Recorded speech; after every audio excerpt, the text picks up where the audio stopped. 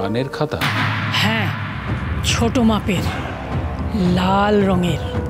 ওটা আছে ওর কাছে? থাকারই তো কথা। শোনো, ওটাকে সূত্র, প্রমাণ, তথ্য যা খুশি বলে তোমাকে হাতাতে হবে। ওরে ওরে বাবা রে, মরে গেলাম রে। ওরে ডাক্তারকে ডাক রে, নার্সকে ডাক রে। কি হয়েছে? হেভি পেট যন্ত্রণা। ওই রাতে খাওয়া দাওয়া করে শুয়ে পড়েছিল, বুঝলেন? তারপর হঠাৎ করে যে কি যে হলো, ওই কাটা ছাগলের মতো ছটফট করতে শুরু করলো। বাবা গো, মরে গেলাম। ও বাবা, ও বাবা বাবা, ওরে বাবা, ওরে বাবা রে। কয়েকটা টেস্ট করাতে হবে। ম্যাডাম, আমাকে ভর্তি করে নিন। ওই আলাদা আলাদা ঘর আছে না, ওতে ভর্তি করে নিন। আপনার তো কেবিনে ভর্তি হওয়ার কোনো দরকার নেই, আপনি বরং মেল ওয়ার্ডে। না না, আমি কেবিনেই ভর্তি থাকবো। ওরে বাবা রে, দাদাকে কেবিনেই ভর্তি নিন, একটু প্রবলেম আছে। দাদা অন্য কারোর সাথে থাকতে পারে। ওরে বাবা রে, বেশি দেরি করবেন না, মরে যাবো কিন্তু। আপনি তো ওনার ভাই। হ্যাঁ হ্যাঁ, আপনি আমার সঙ্গে আসুন, কিছু সই শপথ করতে হবে। এই, ওনাকে নিয়ে যাও। ওরে বাবা রে, ওরে বাবা, ও মরে গেলাম। ওরে বাবা রে, মরে গেলাম। ও বাবা রে, ও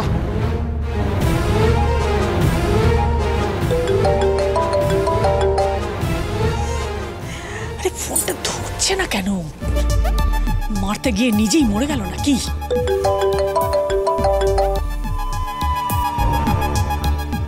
জ্বালার শেষ নেই। এদিকে যে পুলিশ ওখানে যাচ্ছে সেটা তো গজেনের জানার দরকার।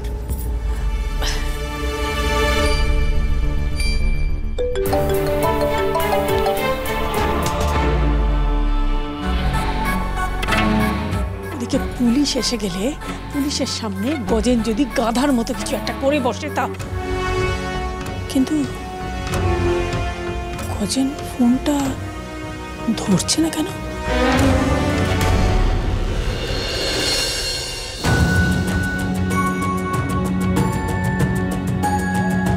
ভ্যানিশিং কালি, তাই না?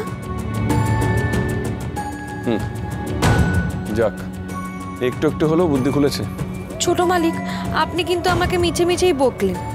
আমি কি করতাম?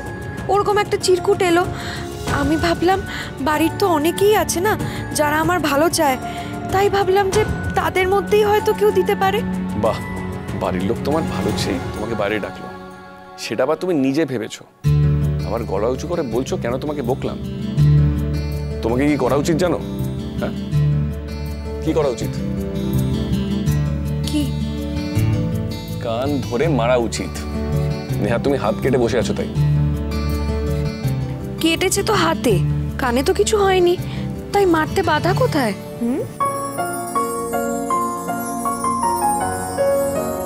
চিনি, এমন পাগলামি আর কখনো করো না। কখনো এমন কিছু হলে আমাকে একবার ফোন করবে। করবে তো? আমায় ছুঁয়ে বলো।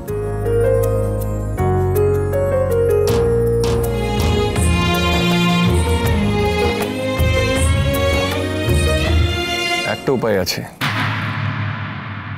কে চিরকুটটা দিয়েছিল সেটা জানার। কি করে?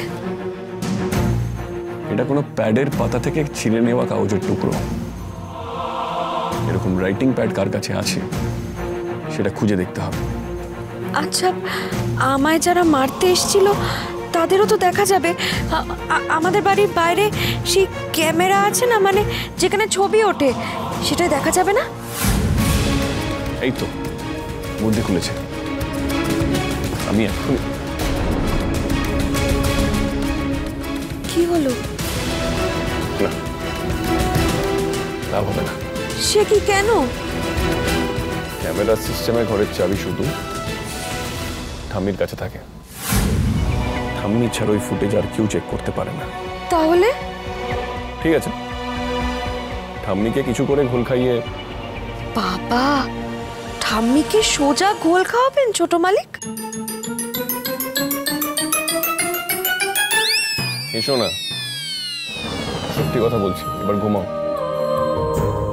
রেস্ট দরকার তোমার, বেশি বকবক করো না।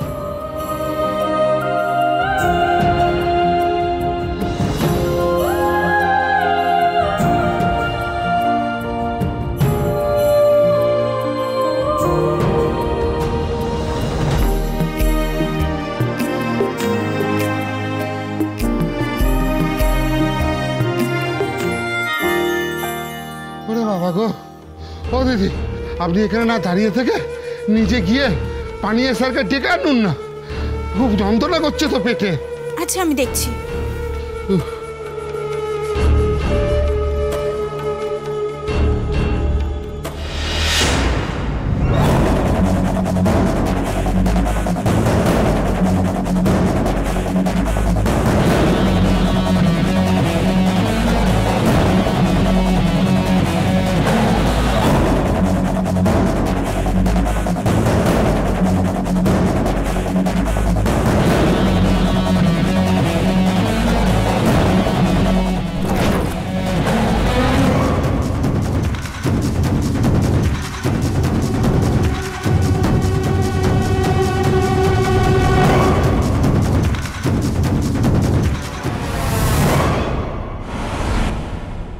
ছোট মালিক, আপনার বাড়ি যাওয়া দরকার।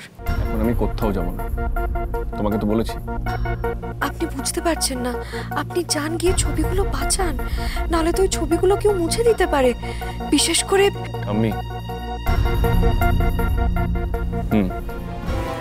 যদি এইসবের পিছনে ঠাম্মির হাত থাকে তাহলে ঠাম্মি করবে, কিন্তু চিনি এই মুহূর্তে ওই ফুটেজের থেকে আমার কাছে তোমার প্রাণটা সব থেকে বেশি দামি। আমি রাত্রিরে তোমাকে ছেড়ে আমি কোথাও যাব না, আর এইটা নিয়ে তুমি কিচ্ছু বলবে না। ছোট মালিক, আপনি কিন্তু এবার ছেলে মানুষই করছেন। তোমার কাছে থাকাটা যদি ছেলে মানুষই হয়, ফাইন, আমি ছেলে মানুষ। ছোট মালিক, বলছি পুলিশ তো আসছে, তাহলে এত ভয় কিসের? আর আমিও তো সতর্ক আছি। চিনি, আপনি একজন নার্সকে এখানে পাঠিয়ে দিন, আর আমার যখন ঘুম পাচ্ছে না আপনি আমাকে একটু বসিয়ে দিন। এই সুযোগে আমি একটু গানের খাতাটা পড়ে নিই। আমার কিন্তু এই ক্যামেরার ছবিও চাই। তোমার তো জিত কেন বলো তো?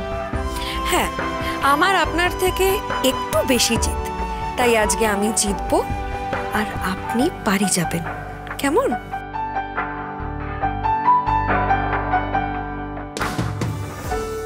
তাড়াহুড়ো না, দেখি।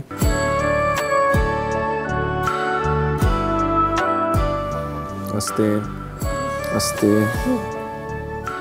কমফোর্টেবল?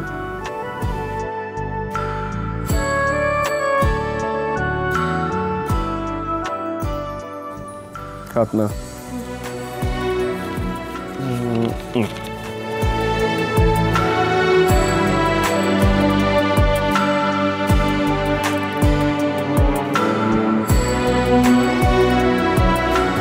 হ্যাঁ স্যার। সিস্টার, আপনি সারাক্ষণ জেগে থাকবেন, পুলিশ আসবে, পুলিশ চলে গেলে ওকে একটা ঘুমের ইঞ্জেকশন দিয়ে দেবেন। Okay sir. আর ও ঘুমিয়ে পড়লেও ঘর ছেড়ে নড়বেন না, জেগে থাকবেন।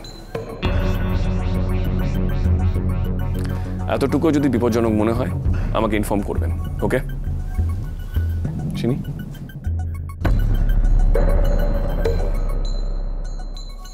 ম্যাডাম, এবার কিন্তু আপনার রেস্ট নেওয়া উচিত।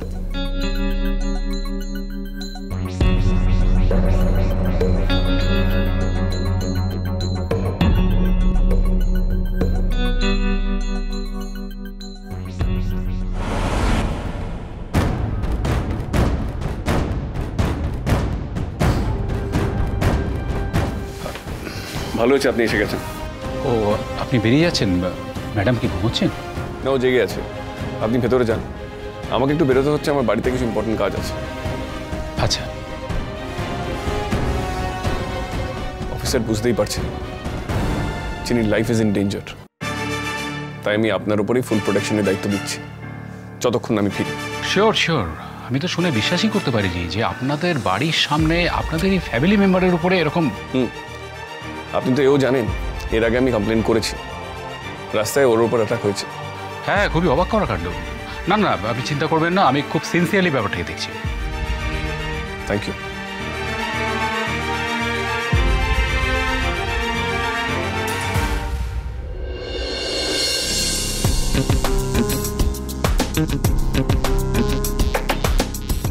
ম্যাডাম, আমি না বুঝতে পারছি না এই খাতায় এত ইম্পর্টেন্ট কি আছে যে আপনি এইভাবে বসে বসে পড়ছেন।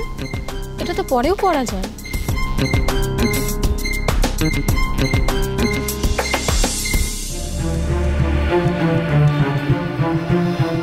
খাতাও থাকবে আর আপনিও থাকবেন, তাহলে অক্ষরগুলো তো নাও থাকতে পারে সিস্টার। মানে অক্ষরগুলো যাবে কোথায়?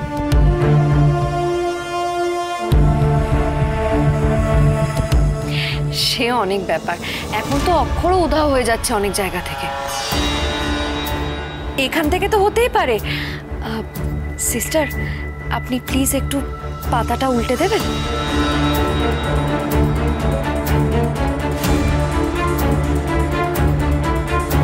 পাতার পর পাতা ভরা এত গান, না না, এভাবে তো অনেক সময় চলে যাবে।